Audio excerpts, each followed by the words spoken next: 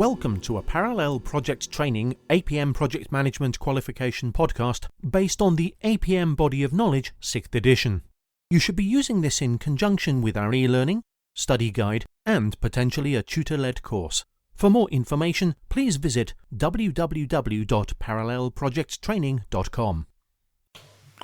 Hello, welcome to another Parallel Project Training podcast. Today we're talking about information management and the typical reporting cycle. And John's with me today. Hello, John. Hello again. So we're working through the qualification at a reasonable pace of knots.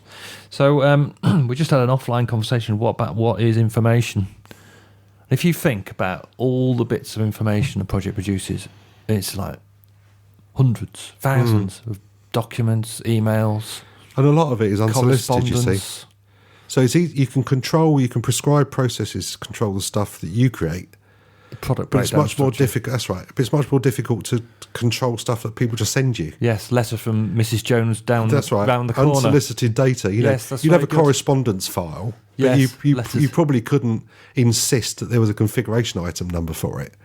So I suppose there are some bits and pieces that you just emerge. Yes. And if you've got suppliers and contractors all working for you, they're going to be communicating Letters stuff. in There'll be and letters letters out and all that stuff. So, I mean, we used to have a standard filing cabinet. That's right. And every filing cabinet had the same structures. Contracts, letters in, correspondence out, correspondence in, and then it got sort of into technical documents. That's right. The products. And then status reports. And it used to be a filing cabinet. Big cabinet on the wall. And it was simple because it was real. You could walk up to it and open it and find it. Right. So but the information is the sort of stuff that lives on those documents. It's not the documents themselves. Okay. You can control the documents, but you can't control the information because you can't predict when it's going to come, what it's going to say. But it's the interpretation of the information that's the important bit, especially when you come to do reporting. So you apply some analysis to some data and you turn it into information. Okay. Yeah. So you take raw progress data and you convert it into information. You look in your world, right? Earn value. You've got all your CPIs and SPIs. Yes. And you stick it under someone's nose, they don't understand it. Yes. And then at the bottom is a little bit of narrative that says this project's rubbish. Struggling. I've turned data into information, right? And that's kind of the difference, I suppose. One of the differences. But we've got another. So this isn't a process, though. This is principles. You were saying. Yeah, I think so. I think information, because they talk about information collection, information storage, information dissemination, information destruction, and information reporting, and all of those have different aspects to them. Yes, and we do them for different reasons. So when we talk about information storage, we need to know where we're going to keep all this stuff. Yes. Let's go through them in order, shall we? So, collection. What's the process for collecting emails, and what's the process for registering letters, and what's the process for capturing status reports? So, how does it actually get into the system? I think inboxes are a bit of a danger here, you see, because people have loads of information in their inbox. Yes, but that's not indexable. That's not in the system. So there needs to be some way of saying, let's take that, let's collect all that information, put it in one place, so we can all find it. That's right. Storage. That's storage. So, and also, I mean, if you're going to use computer systems or you've got all sorts of issues around access, security permissions, file structures, and all that. Who's sort of allowed thing. access? Who's allowed access? Who's not allowed access? So all that goes in there. Yeah, good. Information dissemination is kind of reporting, really, because you've got, part of it is to do with who's got right of access to this stuff. So again, this is more around the security aspects than anything else. Okay, I've seen some systems when you upload a new document, it sends a message out saying this document has been updated. That's right, Project Place does that. We used to do it as controlled copies. So when a report was issued, it used to go out, circulation list, controlled copy number. So it was disseminated by paper. But we'll get bombarded by emails nowadays saying... Then you get retention. So information retention is where you keep how long do you keep this stuff for? And there are different legal constraints and all that. I mean, it has to be said that one of the reasons we're thinking about this at all is to do with legislation, things like data protection, yes. freedom of information. Yes. And there's been loads of alleged anecdotal examples of where people have left laptops on trains, and every week you get some website somewhere has been hacked and all people's security pins have been stolen and all that sort of thing. That's kind of why this is important. People think, well, it's just a project, it's not real business.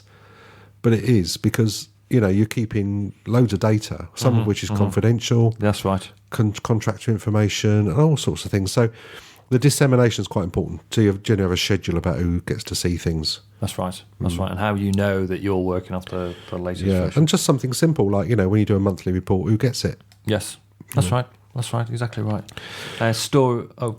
Destruction. You have to kind of vouch for the fact it's gone. Well, especially if it's commercially sensitive data or classified data or personal records for individuals. You can't just chuck someone's credit card details in the bin. No, that's right. This will be securely shredded. I emptied my loft the other day because it goes back to like 20 years of stuff. And even now, I was thinking, I don't really want that to turn up on a rubbish dump somewhere. Yes. So I ended up paying a couple of £100 to have it all shredded. Commercially. Mm-hmm. Yeah. And then reporting is making sure that the status reports that we provide. Yeah, information reporting is the conversion of the information into data. Data into information. Yeah, so you might have tables and tables and analysis on the state of a project, but it's meaningless unless someone adds a little bit of narrative to it. And that little nugget of interpretation converts it from one thing to the other. And I think the information reporting is the thing that project managers get bogged down with. And there's a project reporting cycle that we talk about. And the project reporting heartbeat cycle is I always call it the heartbeat of the project controls, isn't it? Yes. Well, if you haven't got this heartbeat running, you've not got a project. Yeah. It's dead. On my soapbox now, John. Yeah. So, but this could be a very simple process. Collect the information about the project, do some analysis, produce information, then take decisions based on that. That's right. And then so it goes on. It goes on every month, every 2 weeks, every month. That's right. That's right. And you do get into a rhythm. That's really important. A rhythm does develop. You get sort of a weekly review cycle and a monthly review cycle and a quarterly review cycle, and a lot of project management is pretty boring, really, because it is if you've got a really good plan, you just follow the plan. Discipline. And things just happen, in the way they should, and life is really dull. Yes. And so sometimes you deliberately make things go wrong. Just but I think these are really easy not to do. But if you do them, they make a huge difference. Yes, because they're dull. The discipline of sitting down every week and saying, what have we done? What have we got doing? What problems have we got? What are we going to fix them? That's right. Well, that's one of the reasons we do monthly management accounts. Yes. And that's one of the reasons we do that. It's because it's not very interesting. I find it fascinating. Well, it's not. It's dull to do because it's tedious. It's tedious, and it's assimilating all the invoices and payments and doing the bank reconciliation, all that stuff. But then once you get that one page out that says how much money you've made, that's really interesting. Yes, that's right. Which is usually not a lot, but I mean, yeah. So it's charge for these podcasts. We should.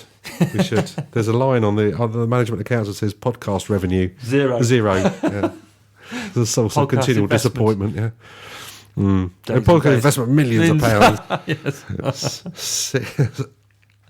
Sit in your office for days on end. 20 years, drinking tea. Anyway, right. I like the way we set out you set out the sort of typical project control cycle. Yeah, I just wanted to give people an idea because I think there's loads of people that don't get it, Yeah. And they kind of it's just an example of the sorts of things you might do, Yeah, Monday morning, get the summary, do the updates. Wednesday, and I think this is the routine of it. It's Monday, so it's reporting day. That's right. Yeah, well, we used to get everyone had to do their timesheets by 4:00 on a Friday. Yes. By 10:00 on a Monday morning, they'd all been analysed by the project office. They got in at 8, 2 hours, and at 11:00 you got your work package reports. Yes. And then Tuesday morning you'd have your team meetings, and Wednesday morning you go and have the big powwow. Yeah. No. And that's just the way it works. I used to do 2 weeks. Found by Thursday, you only had Thursday and Friday to do any real work. Yeah. Well, I think that's the problem. Depends on the pace of your project, really, doesn't it? It depends. And it's one of the reasons why a really good project office is worth its weight in gold, really, because a lot of the drudge, and it turns the information turns the data into information. Yes. So that's what reporting's about. They take all the timesheets from 25 people and you just get a bottom line, and it says this is what you should have. This is the hours you should have done. This is the hours you've actually done by work package. And it's great. In fact, if there was one section in this whole book that I think everybody should do, it's that one. That one page, probably the most valuable page in the whole book. Yeah, I think a lot of people write the plan, then just leave it in the drawer and get on with what they want to do anyway. Yeah. And then if there's any questions, they change the plan to suit what's happened. Yes, yes. Sat-nav planning. Yeah. In organisations I've worked in, that just doing that routinely makes the biggest difference. Biggest difference in terms of keeping people focused. Mm-hmm. Good. Brilliant. Thank you, John. Well done. We hope you enjoyed this podcast and found it informative. To order a study guide, e-learning, or a tutor-led course to go with this podcast, please visit www.parallelprojecttraining.com.